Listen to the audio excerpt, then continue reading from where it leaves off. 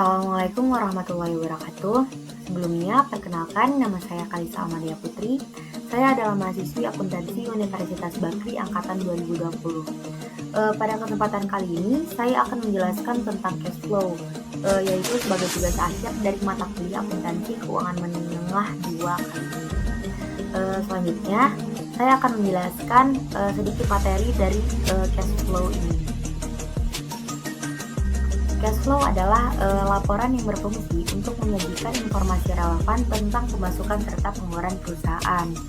Dalam laporan arus kas ini akan melaporkan aliran kas yang berasal dari beberapa sumber, misalnya mulai dari kegiatan operasional, aktivitas investasi, serta kegiatan pendanaan perusahaan.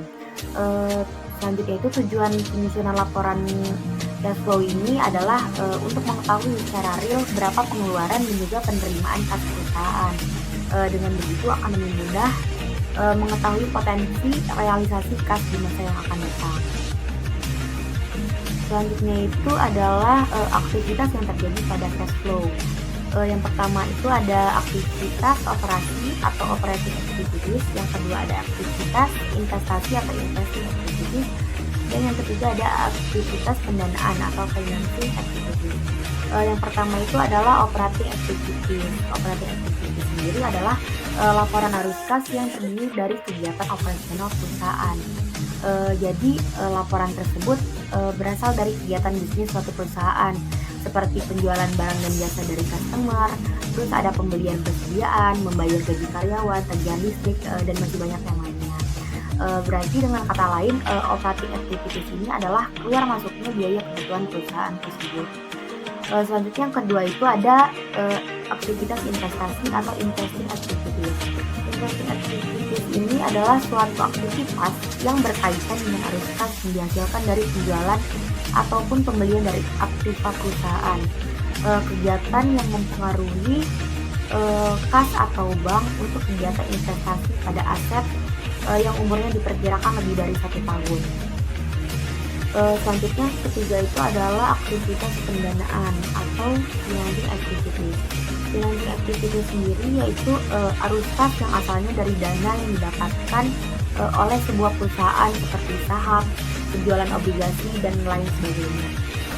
Terus financing activities ini digunakan untuk memasukkan nilai penambahan atau pengurangan kas yang berasal dari kewajiban jangka panjang dan juga ekuitas pemilik.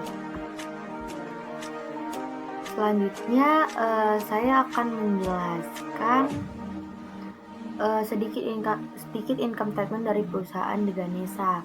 Di Ganesha sebelumnya pernah saya paparkan ada tugas experience bureauing mata kuliah AKM 1. Di Ganesha adalah jasa penyewaan kendaraan, yaitu berupa pick-up yang cepat dan mudah untuk digunakan. Selain itu, saya juga akan menjelaskan beberapa data-data yang sudah saya input dan juga saya klasifikasikan sebelumnya.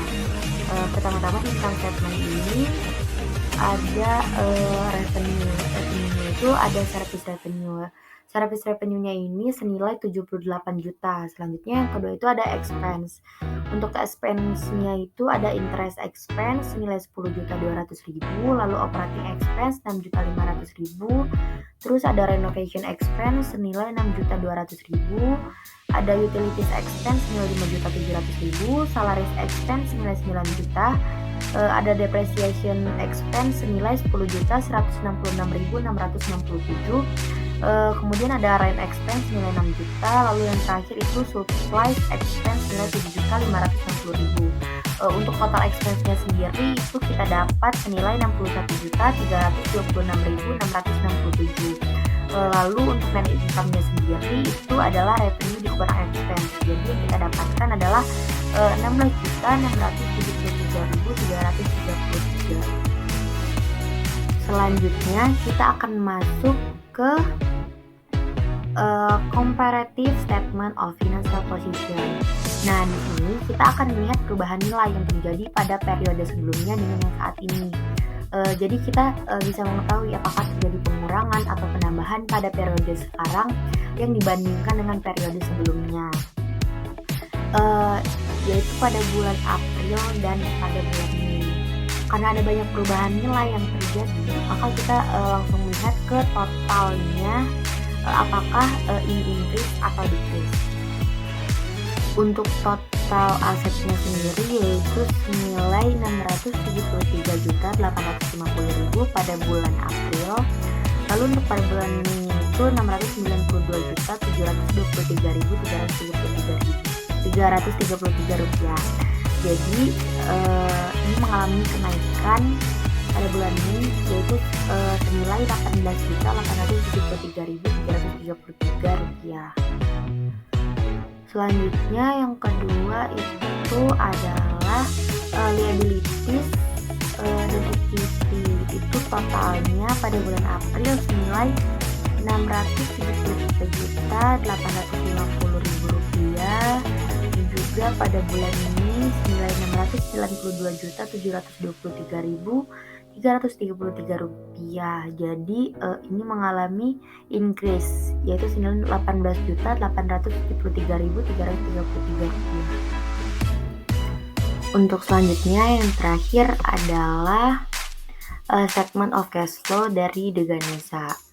Yang pertama itu adalah cash flow from operating activities.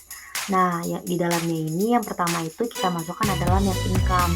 Untuk net income-nya sendiri yang kita hitung sebelumnya itu senilai 16.673.333 rupiah. Lalu kita kurangkan dengan adjustment ini supaya hasil murni dari cash flow tersebut itu yang dari operating activities ini bisa kelihatan lebih jelas.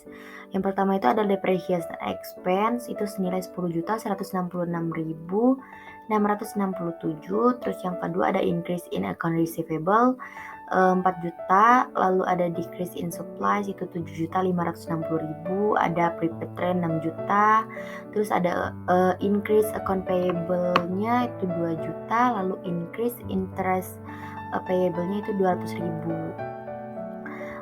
Untuk total adjustment sendiri itu 21.926.667. Jadi untuk net cash-nya sendiri itu adalah 38.600.000. Terus yang kedua itu ada cash flow from investing activities. Jadi di cash flow from investing activities ini tidak ada data yang dimasukkan.